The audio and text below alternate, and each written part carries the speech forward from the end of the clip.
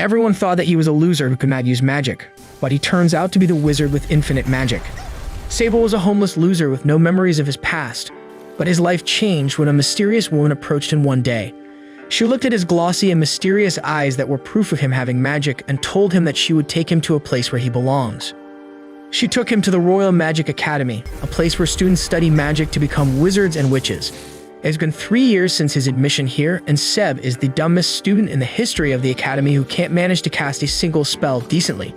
He receives a summons from the headmaster, and as he reaches her office, he finds a blonde lowly witch there. The lowly throws a tantrum because she's not being let into the office, but as she notices Seb, she transforms her staff into an axe and points it at his neck. She tells him to scream because then the headmaster will surely come there to save him. Suddenly, the headmaster's servant, who is a beastman named Hold'em, comes there and confronts the lowly. Hold'em disarms the witch and sends her staff flying, which reverts to its original shape once it hits the ground. Seb decides to pick it up for her. Both the lowly and the wolf panic on seeing that. Hold'em pushes him away and then kicks the staff towards the lowly, who cries on seeing her trusted partner being mistreated like this. Suddenly, the door behind them opens and Headmaster Albus comes out to see the cause of the commotion. She is shocked to see the lowly witch, whom she identifies as Luf Christus, and asks how the hell he came here. Albus lets everyone in and tells Seb that he is being sent off to a faraway place for special training because she believes that he will not improve in the academy. Albus starts the story of the long and bloody war between the witches and the church that ended only 5 years ago. After the war, the northern part, including the kingdom they live in, accepted magic and witches. The south, on the other hand, is still hostile to them, and news of witch hunting is routine there. The reason why the north has accepted magic is because of a smaller and more intense war that took place 10 years ago. A very powerful man called Evil Wizard 13 spread the teaching of magic in Wynya's kingdom and led the war to create a world where witches and wizards are not prosecuted. Albus did not agree with his methods and she killed him in the end. However, she believes that the current acceptance of magic in the north is thanks to the Wizard 13, who made magic more commonplace. On the other hand, things are tough for witches in the south, so she has decided to build a witch village there. She wants Seb and some other students to prove to everyone that they are not dangerous and can live like ordinary people. If they fail to impress the local authorities in 3 years, everyone there will lose their memories of magic and the academy. Lou admits that Albus has made a nice plan and she volunteers to be the witch in charge of the village. Albus tries to say that they have another teacher for the job, but Lou says that she will not cooperate with her and the academy in the future if she is not allowed to go to the village. Albus is already frustrated, and then Lou says that she will work for her only if she allows her to read the Grimoire of Zero, the first ever magic book written in the world. Albus replies that it is a forbidden book that contains the power to destroy the world, and Lou cannot have permission to read it. However, they reach middle ground as Albus permits Lou to meet the Mud Black Witch, the author of the Grimoire of Zero, and the lowly happily accepts the deal. The next day, Seb meets Lou in the marketplace as they get ready to leave for the south. Along with them is Hort, a cheerful redhead with a very big personality, and a lizard beastman named Kudo, who insists that he doesn't need anyone to guide and escort him. He tells Lou he will be traveling to the south independently, along with 2 other students. Seb and the girls sit at a restaurant, and Lou feeds her staff some juicy meat skewers. She introduces it as the Staff of Ludens, also known as the Witch Ear, because it sucks the magic power of whoever touches it and kills them. Lou can only hold it because she has signed a pact with the staff. They start their journey after that, and Seb gets motion sickness as soon as they get on a wagon, so Lou decides to continue the rest of their journey on foot. At night, they talk about their past, and Seb states that he had no memories before he enrolled in the school. That is why he wants to pass the test in the special village, because if his memories of the academy are erased, he would be just an empty shell. Just then, Lou arrives there carrying water and her staff. While they talk more about themselves, the girls learn that Seb can barely use any magic. When he tries to use a spell, his magic goes out of control, but when he tries to control it, the magic doesn't manifest. Lou thinks that Seb should really give up on being a wizard because it will take him too long to do anything worthwhile. The next day, they reach a village and get a room at an inn. While they are having breakfast, the 2 wizards that were with Kudo come downstairs complaining about the lizard deserting them and running away. As soon as they see Seb's group, they inform them that bandits attacked them last night. Their belongings were not stolen, but Kudo took the map with him, declared that he was the only wizard in the group, and ran away. Lou finds this story fishy because any normal bandit would steal their belongings and kidnap the boys to sell them as slaves. However, since Kudo was targeted specifically, she believes that it is the work of a witch hunter. She believes that Kudo must have realized this too, and that is why he ran away alone to let his friends escape to safety. Lu takes responsibility for letting Kudo go away on his own and decides to save him on her own. She forbids Seb and Hort from joining her, as they would only be hindrances in her path. However, once they are alone in their room, they realize that they cannot sit idle while their classmate is in trouble. Hort suddenly gets an idea and uses divination magic using Lu's handkerchief and pinpoints her exact location on a map. They head out to the forest, but Hort is still angry at the two useless wizards who refuse to come with them to help Kudo, saying that it isn't their fault if a lowly lizard dies. Suddenly, they spot the severed tail belonging to Kudo with blood lying all around it. They panic on seeing it, and Hort wonders if the severed tail means that Kudo is dead, but Seb believes that being a lizard, he can regrow it.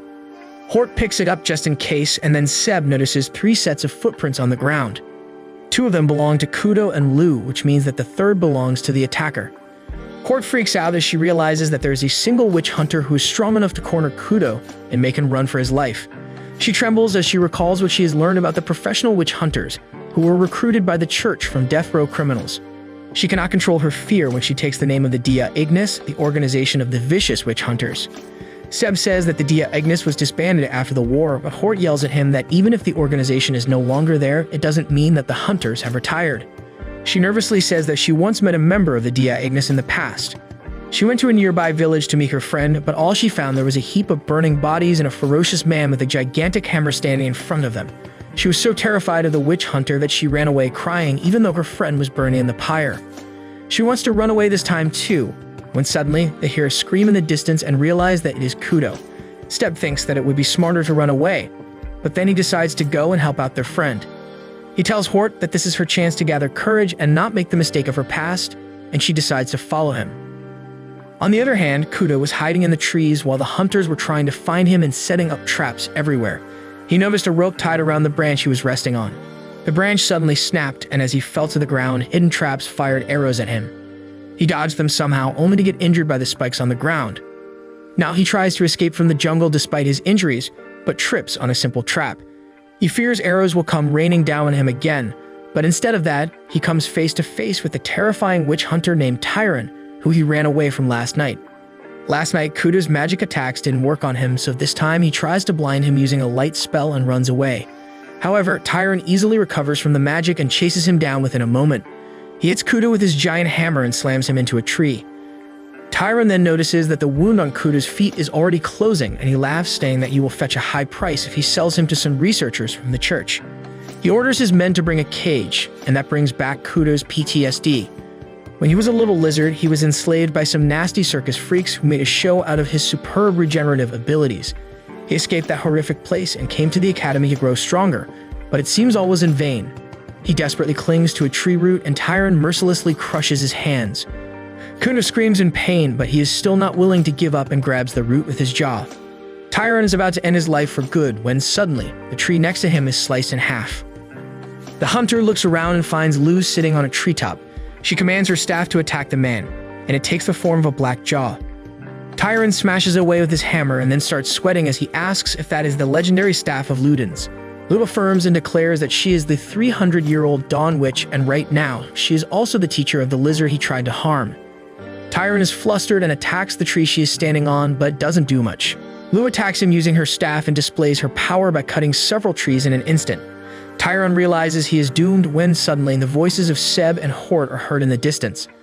Lu tells them to run away, but it is too late, and Tyron is already upon them. Seb pushes Hort to safety and gets knocked down instead. As Tyron strangles him, Hort recognizes him as the same terrifying man who killed her friend and freezes in terror. Lu comes there and tells the hunter that if he kills her student, she will kill him instantly. He offers her a deal and asks her to throw the staff and become his prisoner in exchange for her students. She can't bear to see Seb suffering, so she throws her staff on the ground. Tyron laughs and throws his anti-magic robe on the staff as he tells Seb to wrap the staff in it and bring it to him. Seb does as he is told, and then Tyron calls Hort by her name and asks her to tie Lu. She shudders in fear, and the hunter asks her to cut the act because the truth is that she is a spy from the church's anti-witch faction. Hort screams to shut out his words, which lead her down memory lane. When she was young, horns suddenly started growing out of her head. Her mother, being a devout believer, sent her to the church, where they cut off her horns and put her in the orphanage. One day, they gave her the mission to enroll in the Magic Academy as a spy and report anything she found about the witches to the church. Hort was happy to be of service, but as she spent time in the academy and started making friends, she became burdened by guilt. She didn't want to be a spy anymore and wanted to be a proper witch, so when she got the chance to join the special training, she jumped on the offer, but she never imagined a member of the Dia Ignis would show up here. Hort falls to her knees heavy with guilt, but Seb puts on a forced smile as he says that it is not her fault. Seeing his effort, she decides to no longer deceive her friends. She immediately takes out Kudo's tail and uses it as a spell offering to unleash bright blue flames. She attacks Tyron with them, and he snatches his robe from Seb's hands to protect himself. The robe blocks the attack, and Hort freaks out as Tyron approaches her. He is about to smash her, when suddenly Seb hears the voice of Ludens asking the boy to use him. Seb is entranced by the staff, and he picks it up despite Lu's objection.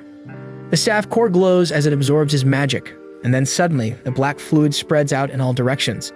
Everyone is worried about Seb as the black fluid streaks distort the area and then form a giant sphere around them. A few hours later, Seb opens his eyes to see Hort on top of him. He flusters and backs away, and she immediately hugs him while crying tears of joy that he is still alive.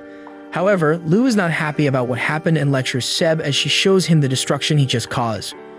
She yells at him that using the staff of Ludens is suicide, and then calls all three of her students completely reckless. As they continue the journey after that, Seb asks her why he is still alive. Lu tells him that his magic was simply much more than what Ludens could absorb. While everyone else is shocked, Lu believes that Seb has practically infinite magic, which is why he finds it so difficult to use magic like normal wizards. Lu then tells Kudo that he is coming with them this time, and when he tries to refuse, she climbs on him until he gives in. He says that he should at least find and reattach his tail, but Hort tells him that she used it as a spell offering, and he loses his temper. At night, Seb and Hort sip coffee outside while Lu and Kudo rest inside the inn. She removes her hat and makes Seb feel her antlers while telling her the story of her childhood. In her childhood, everyone said that the horns were proof that Hort was the child of a demon, but just now she learned from Lu that she has the blood of a beast folk in her veins. Beast folk are created when a witch grants the power of a beast to a warrior. However, if both the warrior and the witch die, the power attaches itself to the witch's bloodline, which is what happened to her. Hort thanks Seb for trusting in her and kisses him on the cheek before running off to sleep.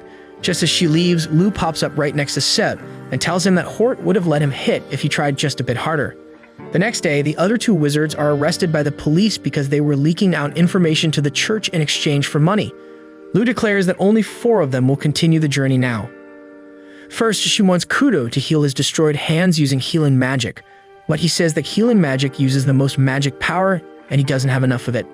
Lu replies that he has Seb, who has a magic power bank with unlimited charge. She reveals that the most efficient way of magic transfer is by kiss, but Hort immediately rejects even the imagination of the unholy kiss between Seb and Kudo. So Lu tells them that they can use normal skin contact as well. However, if things go wrong and Kudo absorbs more magic than he can handle, he will die a horrible death. That is why she decides to be the connecting link between them. Lu holds their hands and transfers magic from Seb to Kudo, who chants the healing spell, and within seconds, his destroyed arms and tail are completely regenerated. The villagers are amazed to see this, and Lu calls for a party, and everyone gets busy singing and dancing. Soon after that, they reach a huge city where a passing carriage spills mud all over Seb. Lu tells him not to worry because her usual hotel has a very nice public bath. As Seb and Kudo clean themselves in the boys' bath, Kudo reveals his backstory. 6 years ago, he was part of a freak show. A powerful witch attacked the northern region and destroyed almost everything. Kudo somehow survived the destruction and was rescued by a church knight. That time, beast folk were still heavily discriminated against, but despite that, the dragon-riding knight saved him with a smile, and ever since then, Kudo has dreamt of joining the church and mage army like him. The next day, they resume their journey peacefully. Everywhere they go, people are familiar with Lu. She knows the best places to fish and rest. She teaches her students how to survive in the wild and also encourages them to use magic to help others.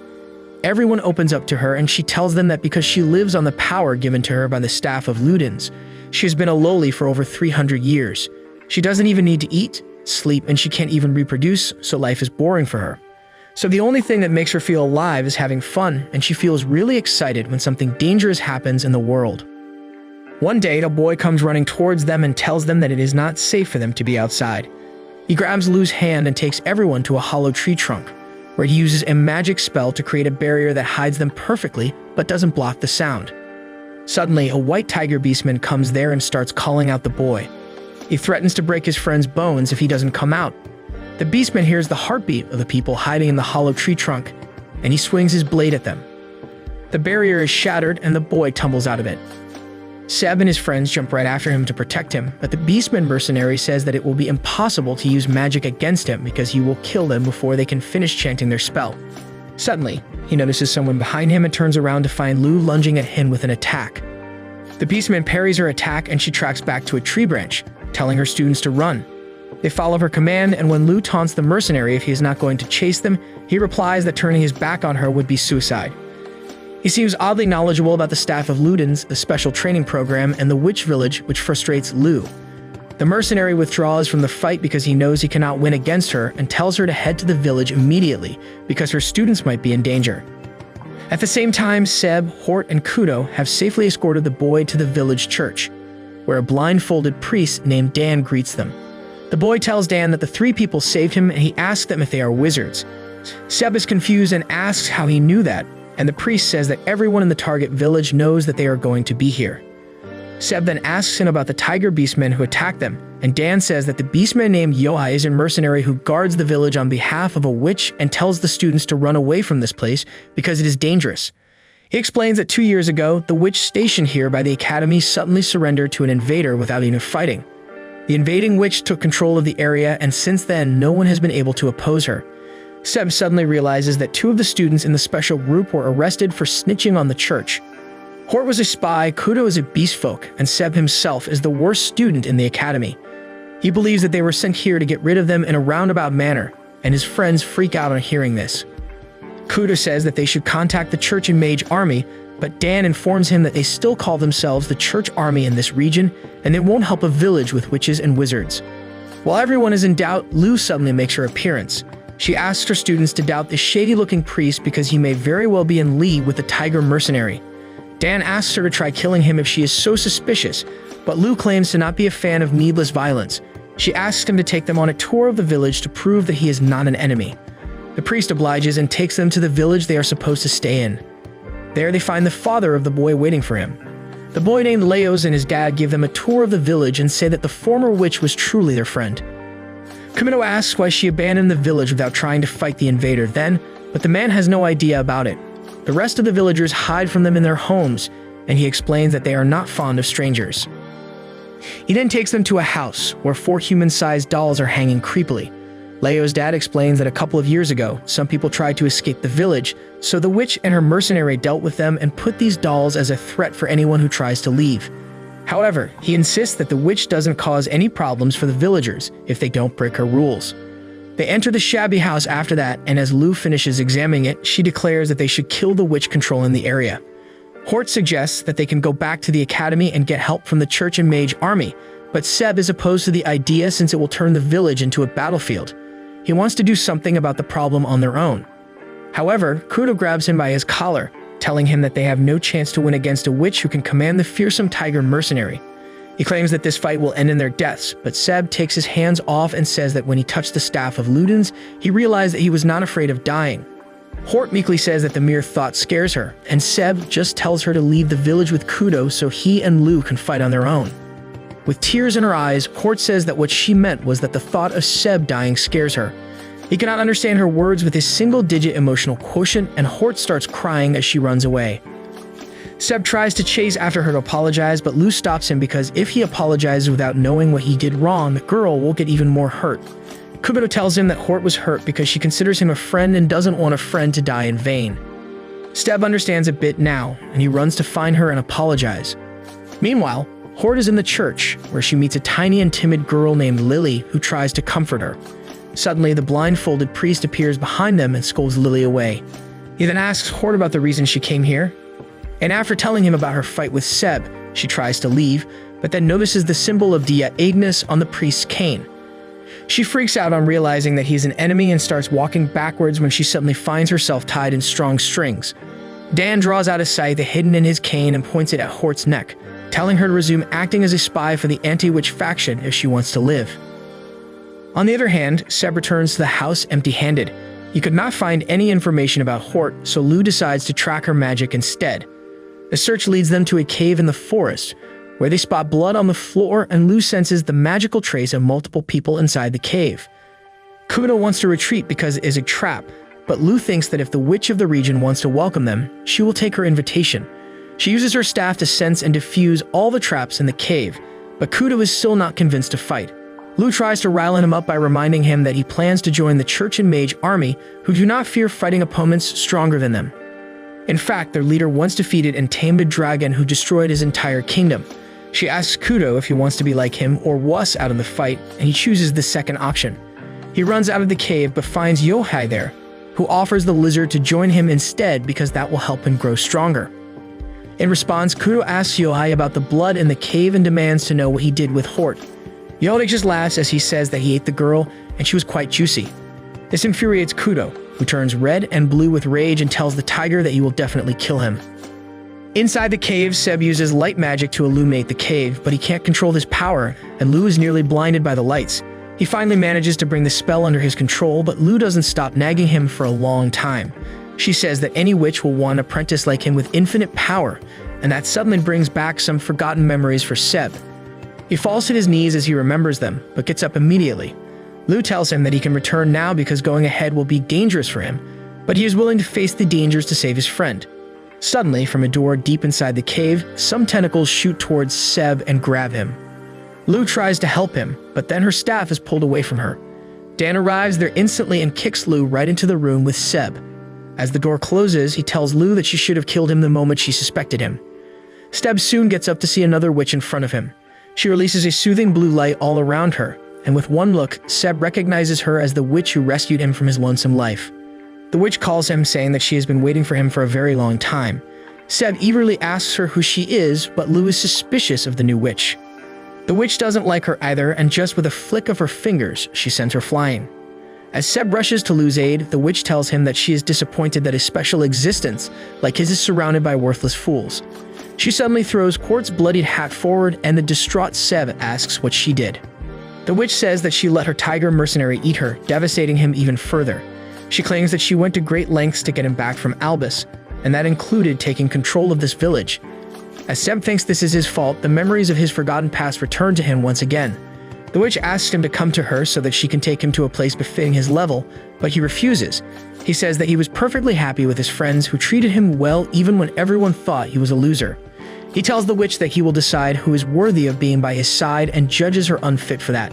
He plans to use all his magic in one spell to self-destruct, but just as he begins chanting, Lu suddenly kisses him. Unable to process what is happening, he gives in to her, and after a long and sloppy kiss, Lu feels full of magic energy. She chants the same magic Hort used against Tyron earlier and shoots a blue flame dragon towards the witch, but she nullifies her magic instantly. The witch proudly tells Lu that she is the creator of that spell and it is foolish for anyone to wield it against her. She declares that she is the original Witch Zero who wrote the Grimoire of Zero, and Seb realizes that they have no chance against her. As Zero comes towards him, he tries to shield Lu, but surprisingly, no attack comes towards him. Instead, there's confetti flying all around the cave. Zero pokes Seb's nose, telling him that from today on, she is the one who will supervise him in the special training. He is still as clueless as ever, and now even Lu has started praising Zero. Seb looks dumbfounded, so she tells him that this was all a test, and he has passed. Suddenly, Hort comes running towards them, and Seb is relieved to see that she is fine. She hugs him and tells him that their arrival at the village was an elaborate test, and all the villagers were in on it. The blindfolded priest tested her too and asked to remain a spy, but she spat in his face, and being a pervert, he liked it. Dan comes there just then and smacks her for talking shit about him. He returns Lu's sight to her and asks if she knew that this was a test. Lu replies that it was obvious that everything was set up because the house they stayed in was too clean and well stocked, considering that it was abandoned 2 years ago. Just then, Yoda comes there with Kudo, who has passed his test too. Kudo was glad to see his friends alive, and he runs to hug them. At night, the villagers throw a party for the wizards and witches who passed the test. After the party, Zero once again congratulates the 3 students, and Hort asks her why she was trying so hard to fail them. She replies that since they have great talents, she needed to check if they had the character to match their potential. She claims that if they reached their full potential and then chose to walk on the path of evil, it would bring about a calamity. Zero tells Hort that she has talent that will make her equal to Headmaster Albus in just a few decades. As for Kudo, Zero believes that if he hones his healing magic, he can even become immortal. She then claims that Seb's peak is invisible to even her. Zero claims that because of his infinite magic power, Seb may live for centuries, and if he keeps honing his magic during that time, nothing will be impossible for him. However, she adds that if they neglect their training, they will never be more than third-rate magicians. Zero then explains that they will have to set up their unique stores in the village so that the villagers can easily ask for their help. She wants to tell them more, but then the tiger and the priest interrupt her lecture with food. After that, the three students walk to their homes when Kudo suddenly sees a man riding a dragon in the night sky, and his head glows white as he recognizes the knight who saved his life. He tells his friends about the knight, and they instantly run to meet him. The dragon-riding knight lands in the village and turns out that he is here to deliver some letters to the three students. As Seb and his friends open the letter, they find that they have unrestricted freedom to use their magic as they please now. Everyone is shocked to hear this, even the Dragon Knight, who realizes that this is authorization to engage in battle with the anti-witch faction. They return home after that, and Lou throws a tantrum because she also wanted to see a dragon up close, and this might be her only chance because she plans to set out on a journey now. The students are depressed to hear this, but then Lou tells them that she is not going anywhere until she has read all the books Zero has written, and it will probably take a long time. Everyone is happy to hear this, and they rush to hug her.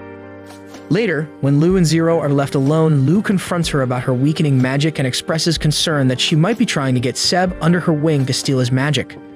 Zero tells her a story about a witch who killed Seb's mom in front of him and tried stealing his power. She died of a magic overdose instantly, and this incident left a deep emotional scar on Seb. As a result, he sealed his memories and suffered endlessly after that. So when Zero found him, she decided to send him to the academy to give him a second chance at life. However, she called him here to monitor him in case his powers go out of control. Lou asks Zero by what right she is trying to control Seb's life, and she replies that he is her nephew. This comes as a shock to Lou because Zero's only sibling was the notorious wizard number 13, who stole the grimoire of Zero from her and caused the destructive war. Zero admits that same exceptional wizard is Seb's dad. 2 months have passed since that incident, and the three students have settled into their respective shops now.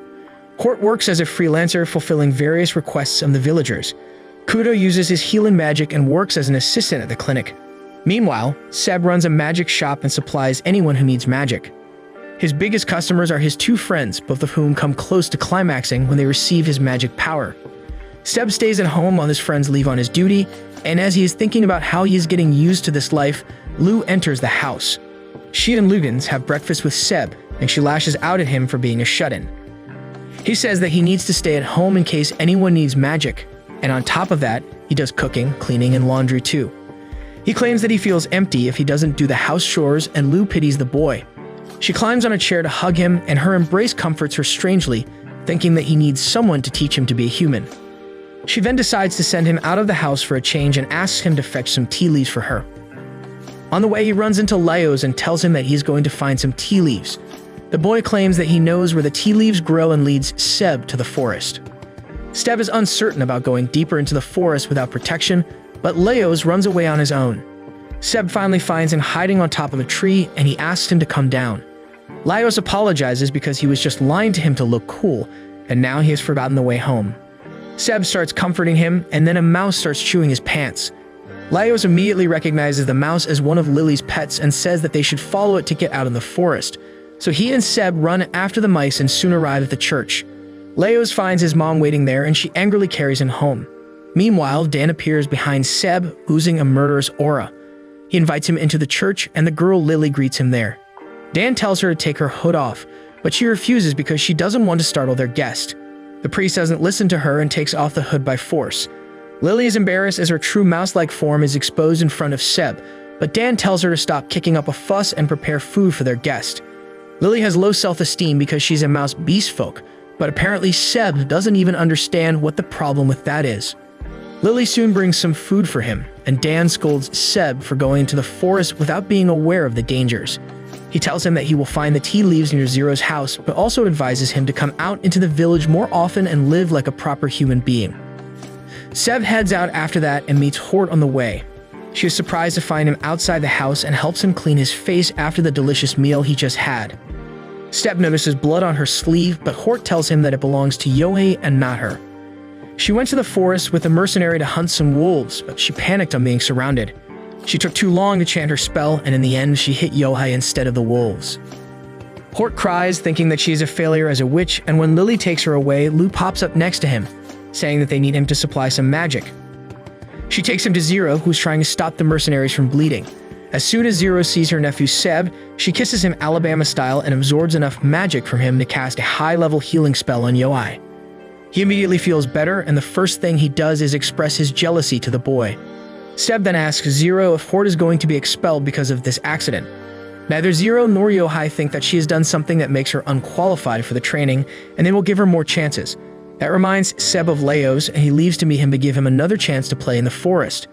Meanwhile, Zero learns that Lou sent Seb out on an unnecessary errand just to get him out of the house. She complains that she doesn't like him staying shut in the house, but Zero and Yohai have no issues with it. They want to let the boy do whatever he wants, but Lou throws a tantrum that he is made of greater things. Yove leaves for his home, leaving the two witches alone. Lou then asks Zero why she only took a little bit of magic from Seb when she needs more.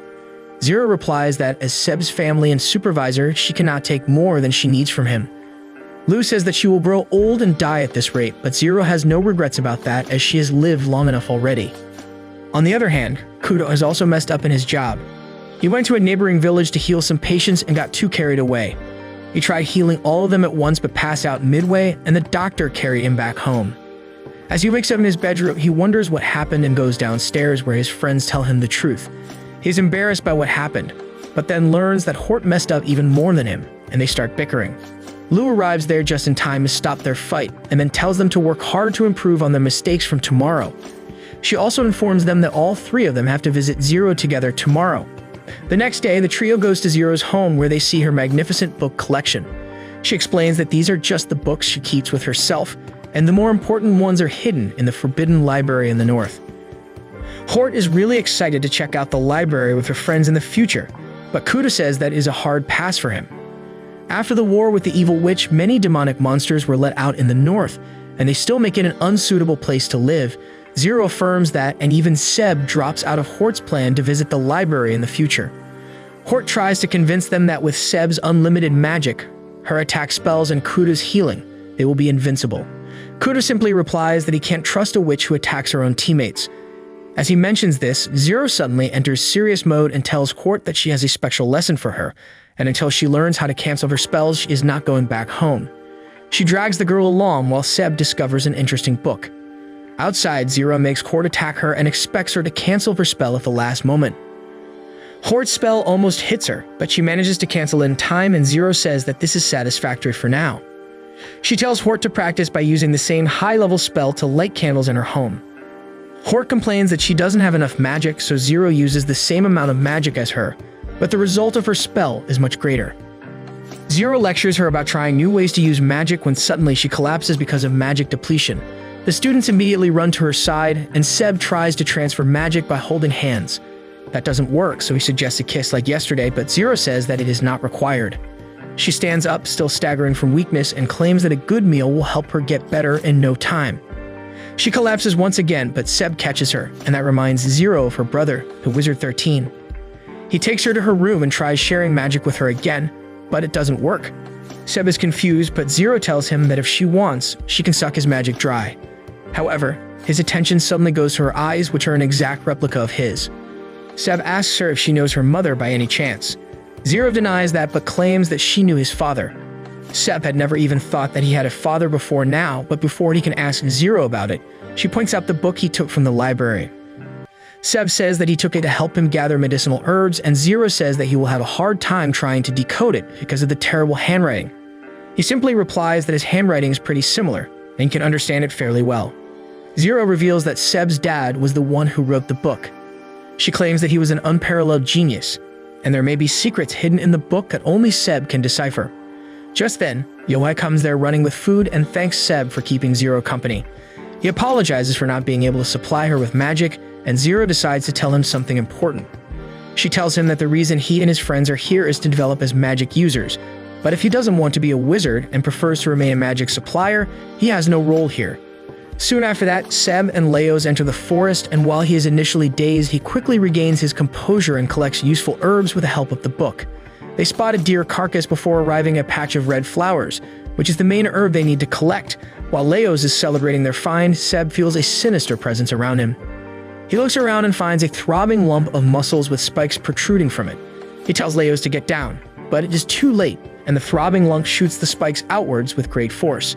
Seb only suffers some cut wounds, but when he turns around, he finds that Leos has been impaled by a spike. Seb panics upon seeing the boy severely injured. He wants to heal him, but since he has never cast a healing spell successfully before, he decides to take him to the village immediately. Seb limps as he runs while carrying Leos, who starts losing consciousness because of the pain. As Leos blacks out, Seb curses himself for not practicing healing magic. He begs someone to help him when suddenly he hears Lu's voice. Seb looks up to find that Lu is communicating with him using a bird made of magic. She tells him to keep moving ahead because Zero is on her way to the forest, and if he hurries, he can still save the boy. Seb gets up and walks towards the village, praying with every step that he makes it in time. Suddenly, Zero and her mercenary come there. Seb apologizes that he couldn't heal the boy, but Yohai tells him that he did well enough on his own. Just then, Lu arrives there and Zero asks her to share some of her blood with the boy to save his life. Lu cuts her wrist and lets a red fountain spout out of it, and then Zero uses her healing power to save Leos. Soon after that, they reach the hospital clinic. Lu passed out because of blood loss, while Zero passed out because she used too much magic. Kuganov has treated them for now, and he tells Seb to stop crying, but his tears seem beyond his control at this point. He tells everyone about the strange monster he fought earlier, and Lu says that it is one of the demonic monsters that the demons created to torment humans. The strange monster disguises itself as prey, and then attacks its target with the blood-sucking spikes that grow into new monsters after some time. Zero believes that the demonic monster must only be found in the north, and if there is one so far south, it must have been brought here on purpose. She sends Yohai to investigate more, but as soon as he opens the door, he finds Hold'em, who has come to do a surprise inspection of the village. The two beastmen go to the church and discuss the details with Dan. Hold'em says that he has heard rumors about someone catching the monsters and selling them off, and the presence of one in the forest proves it. Dan decides to take Lily along and investigate the monster, and Yohei also plans to go to the nearby villages to alert them. Since both the capable warriors are going out of the village, Hold'em thinks that the security of the village will be weak. So Yohei asks him to stay behind and protect the village in their stead, and he reluctantly accepts the job. Suddenly, Zero comes barging into the room and tells Yohei that she's going to come with him. He tries to convince her to back down, citing her depleted magic, but she is his boss in the end. Soon, Hold'em reaches the hospital and tells the students everything that led to his being in charge of the village's security.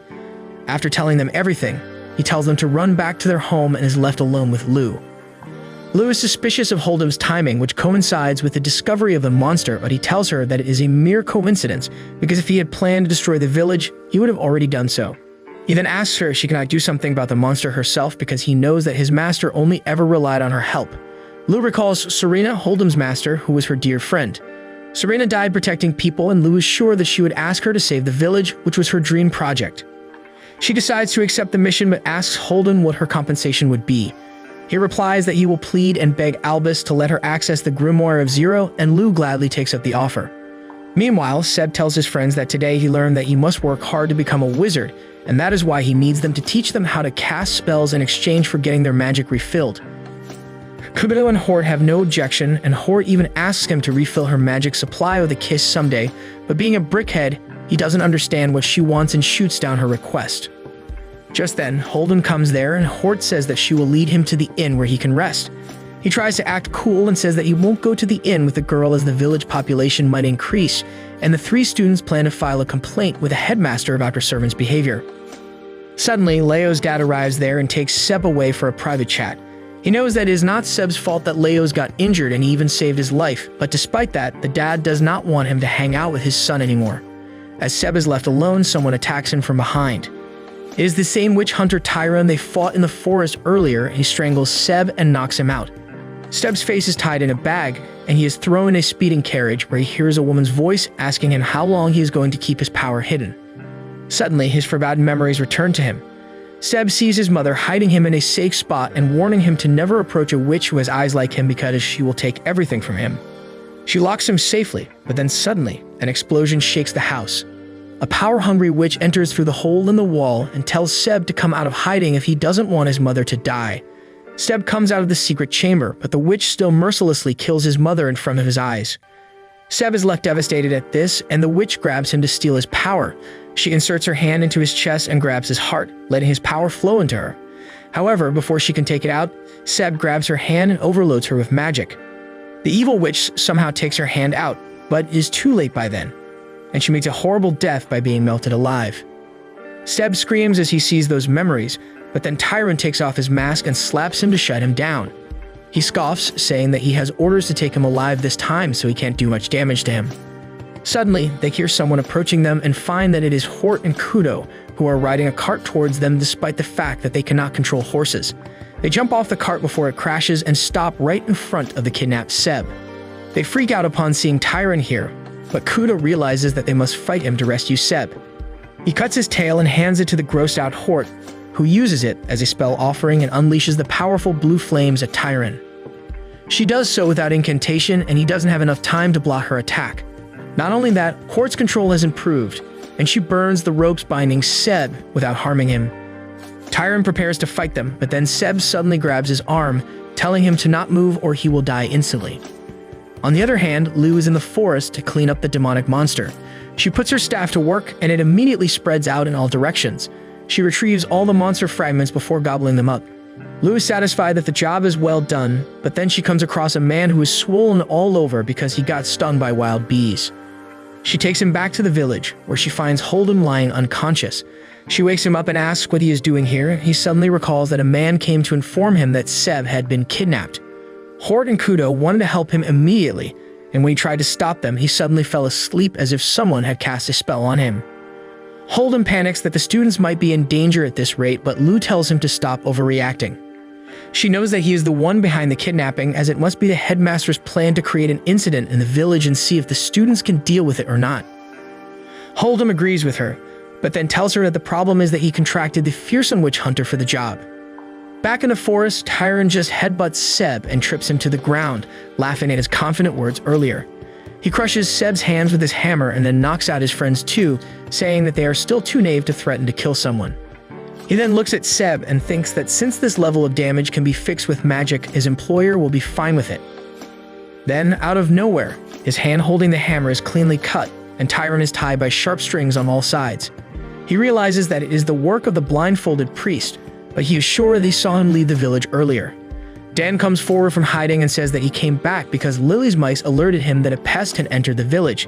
He cuts off all the lanterns nearby, and then, as the moon is covered by clouds, it is dark enough for him to take off his eye patch that hides his terribly sensitive eyes. Dan has the eyes of a wizard, and he cuts both legs of Tyron, saying that this much should be fine because he can be fixed by magic.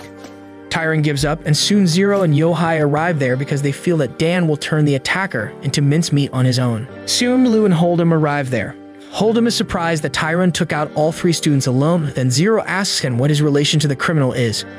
Hold'em wets his pants and hides behind Lou, while Zero tells him that his life depends on his answer. Everyone goes to the dungeon under the church, and Hold'em says that Tyron was given the task of bringing back one student alive from the village if he wanted to be free from his criminal record. Lou realizes that this time the ability of the village to protect the students is being judged. While everyone blames Hold'em for his incompetence, Zero thinks that this test exposed the weak defense of the village. Yoli and Dan think that this situation arose only because they had to deal with a monster and their village lacks fighting power. Yoli believes that they can protect their village just fine, but when they try to cover for other villages, it becomes a problem. Zero knows that they can't abandon the other villages or the reputation of their witch village will go down. Amidst the confusion, Hold'em gives her an idea and tells Zero to use Tyron if she wants some extra fighting power. Tyron says that this was not part of the deal, but Hold'em tells him that he failed the deal already, and if he wants to live, he should do as he says. Zero accepts this suggestion, but the next day, when she tells the students about it, Hort opposes it with all her might. She believes that Tyron may betray them at any moment, and he should be executed. Zero tells her that it is fine if she wants revenge, but that she will just be perpetuating a cycle of hate between the witches and ordinary people. She explains that Tyron has committed many sins, but he is being given the chance to atone for them by protecting the village. Hort says that Tyron has killed many innocent people, but Dan tells her that when he worked for the church, he also killed anyone he was ordered to, no matter who they were. Lou joins in, saying that her staff has also taken the lives of many witches, and that means she should also be executed. Hort cries that it is not like that, and after being pressured from all sides, she decides to cancel her appeal for Tyron's execution. Instead, she wants him to live under the constant supervision of Yohei and decides to keep an eye on him when they work outside. The next day, Hold'em leaves the village and offers Lu to come with her to the Forbidden Library in the north. She refuses his offer, saying that right now she is more interested in witnessing the growth of her students than the grimoire of Zero. She returns home with that and finds Seb telling Hort that his memories have returned. He explains that they are terrible memories and he doesn't feel like he remembered them naturally.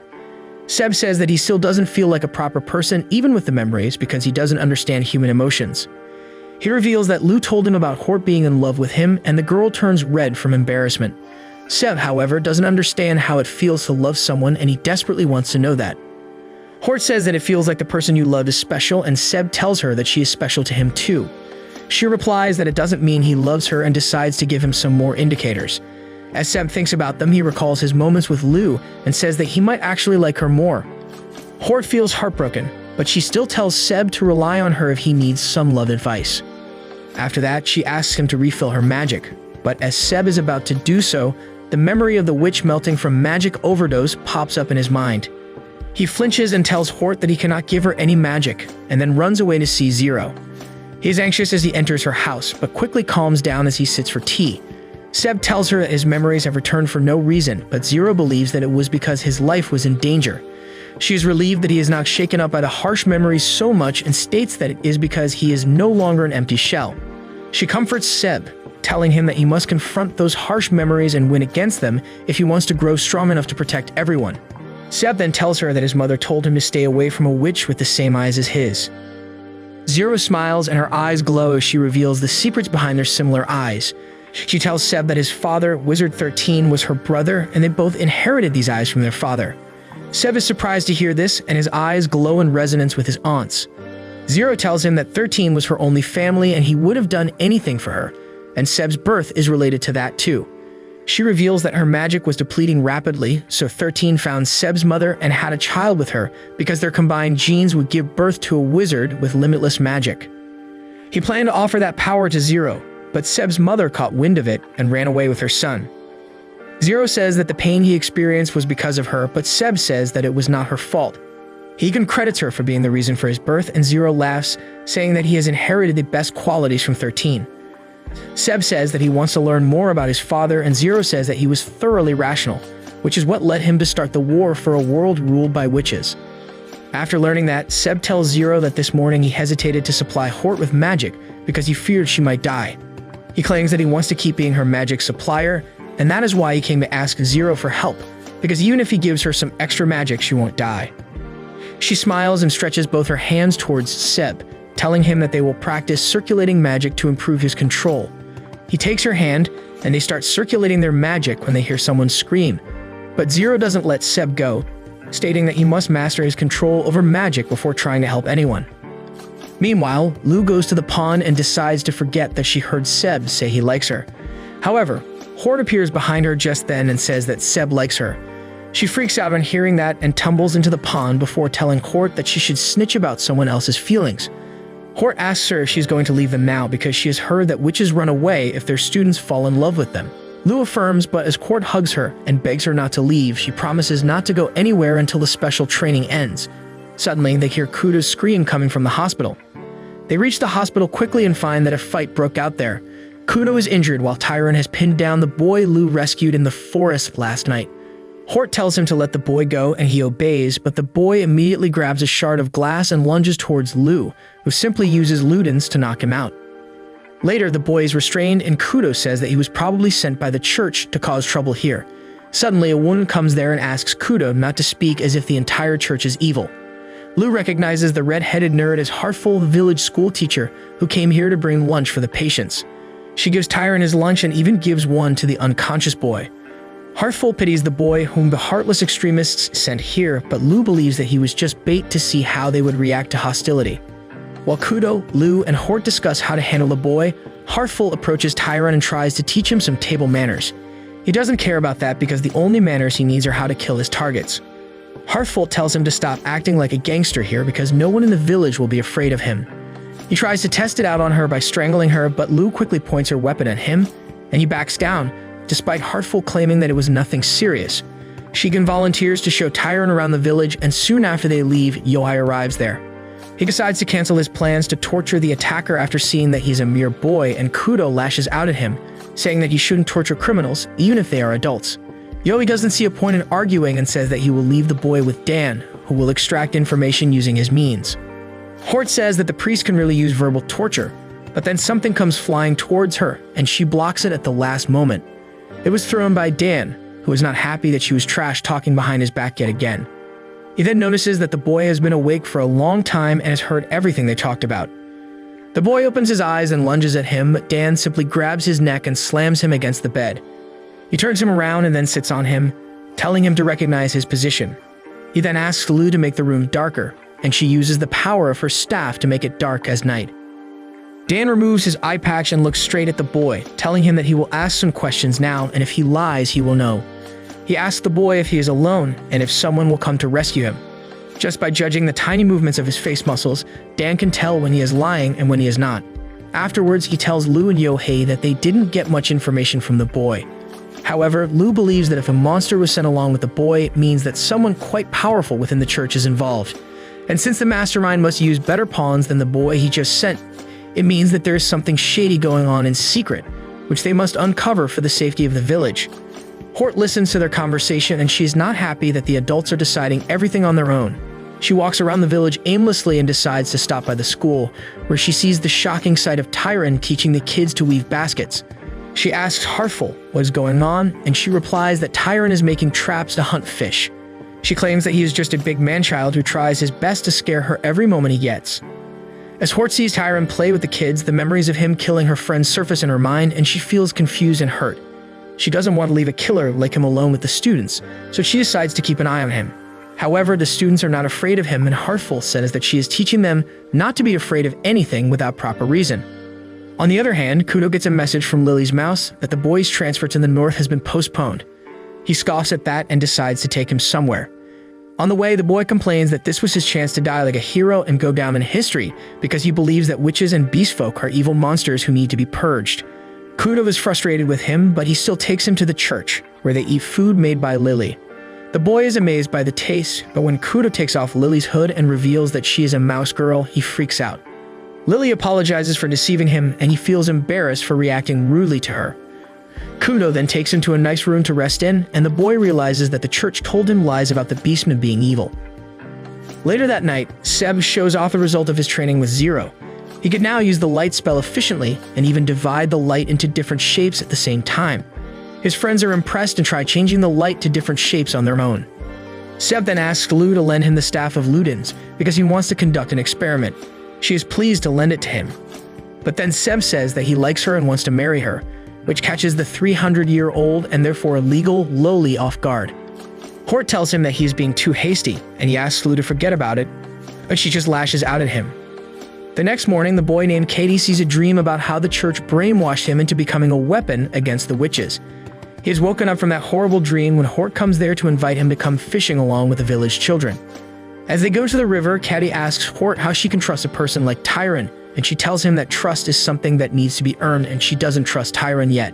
However, she is willing to give Katie a chance and ask him not to harm anyone without the power to fight back. Suddenly, his stomach makes an embarrassing sound, but while others just laugh at it, Katie seems to be hiding something from them. On the other hand, Seb wakes up Luke, who gets quite alarmed when she sees him in her room. However, all Seb wants is to conduct the experiment he talked to her about yesterday. He has made a magic potion using the knowledge in the book written by 13. Luke can't understand a single letter in the book, and she is shocked to know that Seb can understand it fully. However, as he tells her that his father wrote the book, she understands everything. She is shocked that Seb knows about 13 being his dad and is indifferent to the fact that his father was the biggest villain of the century. Seb says the important thing is that he found a way to infuse magic into potions in the book, and the potion he created is to replenish the magic of a wizard. He puts a drop on the staff's core and immediately gleams with magic. The staff takes the test tube out of Seb's hand and shoves all the potion before doing a dance to show that it is happy. Lu touches the staff and finds that it has gained magic equal to 2 witches, and Seb is surprised because he held back his power while making it. He decides to leave to make more potions, but before going, he tries to riz up Lu. She is flustered by his attempts and tells him to get lost while she goes to check on Katie. Meanwhile, Katie is with Hort and others, who watch the kids play in the river. Tyron thinks about his childhood with his abusive father and how he learned to make traps to survive as a hunter. A nasty noble contracted him to make traps to torture and hunt down his escaping slaves, but then Dan and his men killed the noble and made him join the Dia Ignis. He is brought back to reality when Heartful comes there, and they talk about her reasons for coming to a witch village, even though her hometown was destroyed by the Witch of the North. She goes to play with her students in the river, and while Hort asks the witch hunter if he is falling for the teacher, they spot Katie walking into the river like a zombie. Tyron senses danger and tells everyone to get away from Katie, whose stomach suddenly explodes and a monstrous jaw appears from within it. Tyron immediately jumps in between the monster and Heartful and kicks Katie away. He tries knocking him down with a punch, but then Katie sprouts blade-bearing arms out of his back and chops his hand. Tyron grabs Heartful and jumps out of the river before the monster can attack them again. Hort uses sleeping magic to stop the monster, but it doesn't affect him at all, and he starts to sprout more jaws out of his body. Tyron realizes that Katie brought more than one monster to this place, and this is a suicide attack. He tells everyone to run away so that he can kill the monster, but Hort tells him that he is in no state to fight. However, Heartful tells them that she will take the kids to safety and leaves the rest of them to fight. Katie comes out of the water and Hort tells Tyron to immobilize him while she chants her spell. So he holds Katie's claws and tries to keep his distance from him, but despite that, the monster keeps attacking him. Hort finishes chanting her spell and tells Tyron to back away, and he sacrifices his leg as he gets away from the monster in time. Hort's spell encases it in a stone pillar, but it is not enough and the monster bursts through it. They realize that they must kill it for sure this time, and Tyron lunges towards the monster, telling Hort to hit him with all her power.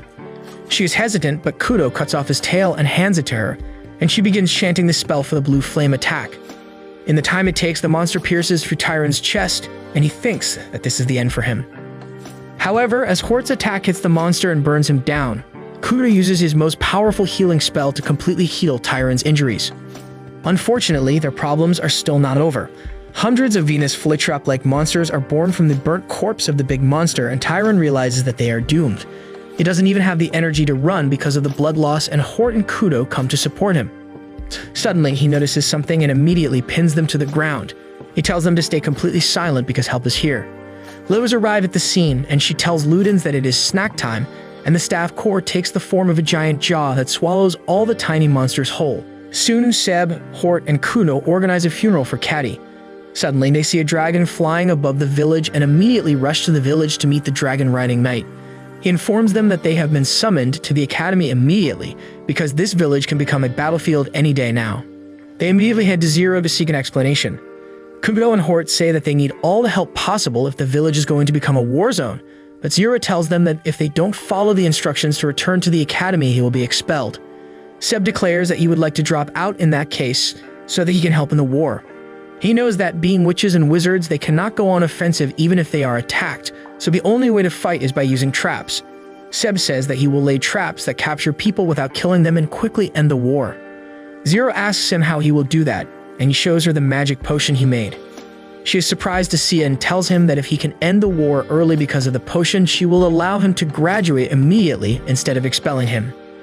Lou barges into the room at the same time and declares that this will be a great opportunity to conduct the graduation exam for the students. Zero tells her that this is a matter concerning the academy and not her, but Lou complains that if they send the students back, she will also leave. However, she wants to stay behind and protect the village, so she throws a tantrum and begs Zero to let everyone stay here to fight. Zero agrees to talk to Albus about this, and Lou immediately starts laughing in anticipation of the entertaining war. Zero sends a message with new details to Albus, and she's impressed with the idea of winning the war without any casualties. On top of that, she wants to use this war to humiliate the anti-witch faction in front of the entire world. She sends Hold'em to the commander of the Church and Mage army to get troops, and also informs her allies to support the village in the war. Back at the village, Hort tests out Seb's magic potion, and just a drop recharges her magic by a significant amount. She asks him how he made it, and Seb tells her and Kudo that he found the recipe in a book written by his father. They are shocked to learn that Seb's dad was a wizard too, but when he tells them that he was the evil wizard 13, they are even more stunned. On the other hand, Heartful calls Tyron to her class because the students want to thank him for protecting them yesterday. He is left speechless by that, and Heartful shoves a cookie in his mouth because he seems to be lost in thoughts. After they are done partying with the kids, the two adults are left alone. Heartful tries to get close to the witch hunter because she's aware that he likes her, but he decides to walk away from her. believing that he is not fit for love. He goes to the inn where he finds Court eating her food. She teases him about his relationship with Heartful before coming to the main topic. She explains that Seb plans to lay out traps to end the war quickly, and Tyron's ability will be the most important in his plan. Court claims that personally she doesn't support letting him be so important to their plan, but seeing how he risked his life to save others earlier, she is willing to give him more chances. She leaves him with that, but her words hit Tyron hard and he is torn between guilt for his past actions and dread for the future. The next day, Tyron leads the villagers in setting up traps and boosting their defenses, while Zero and the 3 students figure out the best way to stop their enemies. Lou and Yohai just watch them from the distance, and he says that if their enemies are strong, the traps will become useless, and they will have to fight to kill. Dan arrives there just then and says that the enemy forces comprise around 10,000 people, but they are all poor farmers and peasants. The anti-witch faction wants to force the witches to kill them so that they appear as villains. Suddenly, Lily comes running there to get Yohai to help her with food prep. Dan tells her that when the villagers evacuate to safety tonight, she should go with them, and she refuses. She claims that she will stay here and protect Dan, which moves Lou, and she starts cuddling with the mouse girl. Both Lou and Yohai think that Dan is getting some action with Lily every night, but he just smacks them for talking nonsense. Lily and Yohai leave for the kitchen, while Lou shows Dan the sample of the monster that was inside Keddy's stomach. She believes that the monster would continue to multiply until it destroyed the entire continent, but Dan believes that the anti-witch faction must have found a way to destroy it before releasing it. However, not even the highest-ranking officials in the church know this, and Lou realizes that the one with the knowledge of how to stop the monsters is the true mastermind. Later that evening, everyone gathers to reflect on their plans. Since they still have many weak spots, Seb approaches Zero and tells her to take all the magic she needs from him. He claims that since she holds a responsibility to bring peace between witches and commoners in the south, she must do everything it takes. Zero accepts his words and takes his hand, telling him that the amount of magic he gives is up to him. Seb pumps her with his magic, and Zero is stunned because it is much more than she expected. She lets go of his hand before he can overload her, and even after charging her fully, Seb feels his magic is only depleted by a little percentage. Zero says that she is proud of his bottomless magic power and bestows him the title of Abyss Wizard. His friends congratulate him for that, but then Zero tells them that if any one of them messes up in this war, all 3 of them will be expelled. Meanwhile, Lou is out to scout the enemy forces, and she finds that they are stronger than the original description. Not only are they well equipped, but they have beast folk with them, and even a demon-possessed monster. She thinks that the battle will be quite entertaining now. Soon, the army arrives in the forest near the village. Suddenly, they are attacked by huge feral rats under Lily's command, and they decide to change their route. However, the route they took was full of traps, and just as one of the traps was activated, sharp strings cut the arms and legs of all the soldiers in the area. Everyone starts screaming in pain when suddenly green rain starts falling from the sky and heals all the injured soldiers at once. They regrow their arms and legs before reading the messages on trees nearby that simply ask the soldiers if they were startled by their prank. At another location, the knight steps on traps that set them on fire, but despite the burning sensation for a few seconds, none of them is harmed. However, they lose their armor and clothes, and their commander realizes that the witches are showing them mercy by doing this. He immediately commands his men to retreat, but the Beastmen mercenaries led by the demon-possessed bull keep marching forward. Zero receives an update on the battlefield and tells the students that all the human troops have withdrawn from the battlefield after encountering the traps. The students celebrate the good news, but Zero tells them that the Beastmen and the demon-possessed mercenary are still marching ahead. Sev asks if the demons possessed are strong, and Zero explains that they are superior versions of beast folk, who can use certain types of magic infinitely without incantation. Dan and Yohei debate about who gets to finish the demon-possessed, when suddenly they receive a message that Lily is in trouble and run to save her. Lily has been captured alive by the demonic bull and his troops. He says that they will take her to the village and eat her in front of her friends to terrorize them, and as a fox laughs about it, he is suddenly sliced and diced by Dan's strings. Lily frees herself from the net and then watches all the beast folk mercenaries being sliced cleanly by the priest's strings. The demonic bull picks her up and decides to eat her right away, when Dan lunges at him with his glowing scythe and cuts his arm off. Lily hides behind him, and the demonic bull notices that his cut arm is not regenerating despite his powers. Dan tells him that he has the power of a wizard as well as a priest, so the wound will not regenerate anyhow. The demonic bull just tears off the remaining part of his arm and allows it to regenerate in an instant. Just then, Yohei comes there, cutting every Beastman mercenary in his way and spilling blood everywhere. However, the demonic bull uses his power on his dead friends and immediately patches them up and makes them rise up. They have all turned into mindless zombies, so Dan tells Lily to hide while they fight. Yohei places dibs on the demonic bull and leaves all the other enemies to Dan, and they begin their rampage. Meanwhile, the rest of the beastmen have reached the village, but many of them fall into traps and get impaled to death by hidden spikes. Tyron laughs at them for falling into such simple traps, and the mercenaries call him a traitor for abandoning the church. Suddenly, they are hit by magic arrows shot by Hort. The leader of the mercenaries commands his men to kill the 3 wizards, but Tyron jumps down to face them and starts whacking them left, right, and center. The mercenaries spread out to avoid him, but then Zero arrives at the scene to guide her students. Following her command, they rain down magic arrows on the mercenaries, who take shelter behind anything they can find to protect themselves. Hort is disappointed that they didn't hit them, but Zero tells her to improvise her strategy because she's facing experienced warriors. 3 mercenaries rush towards them, and Tyron throws a special magic potion that sprouts sturdy vines to capture them. Only 2 of them are caught, and the third once reaches next to Seb and his friends. He tries to attack them, but Seb simply holds his hand and melts it by overloading his body with magic. Hort decides it is her turn next, and she suddenly makes it rain fire from the sky and hits all the mercenaries instantly. She is proud that she has mastered the fire spell to cast it without incantation and hit many targets at once, but fears that she overdid it and killed some people. Kuga jumps to the battleground and heals the severely injured mercenaries, confusing the ones who are still on their feet. Suddenly, they hear a loud, rumbling sound and see Yohei pushing the demonic bull towards the village with his sword embedded in his body. They crash into the wooden fence, and Yohei tries to strangle the demonic bull, but he counterattacks and grabs his throat. Yohei cuts the demon's hand off and stabs his throat, but it is useless, as the demonic bull instantly regenerates from all the injuries he has faced. Yohei has no choice but to ask Zero for help, and she tells him to step outside the village border on her command. He tells her that she doesn't need to go that far as he punches the demonic bull back, but Zero has already started chanting a very powerful magic spell. Her power creates a green portal in the sky, and she tells Yohei to get back instantly. He slashes the demonic bull in half before retreating, and as the bull heals itself, zombies emerge from the ground and start clinging to him. By the time he is fully healed, he finds himself surrounded by a whole army of zombies who begin to bite chunks of his flesh as they climb on him. The demonic bull is reduced to nothing but bones in minutes, and Seb and his friends can only stare at the sight in horror. Zero cancels her spell with that and tells her students that spells like this are the reason powerful wizards who walk the path of evil can be so destructive. The war is over with that, and the Beastfolk mercenaries also retreat. Albus and her friends were watching this from a distance, and they have even called the 7 great bishops from the church to witness it. Albus tells her friend that she has figured out the identity of the mastermind among them, but she needs some concrete proof before exposing him. Suddenly, a huge swarm of Venus flytrap lizards appears in the forest, and everyone panics. Albus protects the dignitaries while all the wizards shoot a blue flame spell towards the tiny monsters. The blue flames are completely ineffective, and the monsters jump out of the fire and attack everyone in their way. The 7 bishops, along with Albus and her friend, reach the safety of a hilltop. One of them, Bishop Idemir, tells everyone to stay close to him because that way he can keep them safe from the monsters.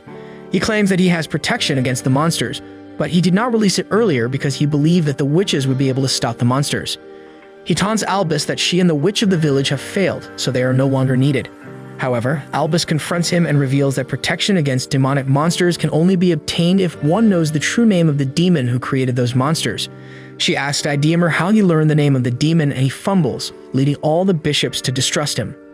Suddenly, the lizard monsters rush towards him, ignoring everyone else, and even when he shows the protection spell to them, they don't leave him. Idemir wonders what's happening when suddenly, the monsters melt into a black liquid that finds its way back to Lu's staff. She asked Idemir if he was scared of her little prank, and he notices that all the people who were attacked just now are completely fine because the monsters were fake. Lu tells the corrupt bishop that despite his evil deeds, she will not kill him. She then takes out an egg of the lizard monster from her staff and tells Idemir to eat it, just like he fed it to Caddy. He begs her to spare him, but the moment he opens his mouth, Lu shoves the egg inside and makes him swallow before declaring that she has forgiven him now. Soon after that, rumors about the war spread all over the south. People make fun of the anti-witch faction, which could not subdue a single village despite an army of 10,000 people. They also curse Idemir for bringing monsters to the south and endangering everyone. Albus summons her 3 students back to the academy and presents them with their diplomas for their excellent performance in the war. They are too stunned by the sudden news and think that it is another test by the headmaster, and Albus panics that her students don't trust her anymore. Hort asks her if she will help them get jobs now, and Albus says that she has perfect jobs lined up for them. Their new job involves traveling to the Forbidden Library in the north and collecting information about the demonic monster. After that, the trio returns to the village to gather their belongings, and Zero tells Seb to take the book written by 13 and wishes him the best of luck for his future. They bid the rest of their friends goodbye after that, and then ride off for their adventurous journey in a wagon carried by the White Dragon.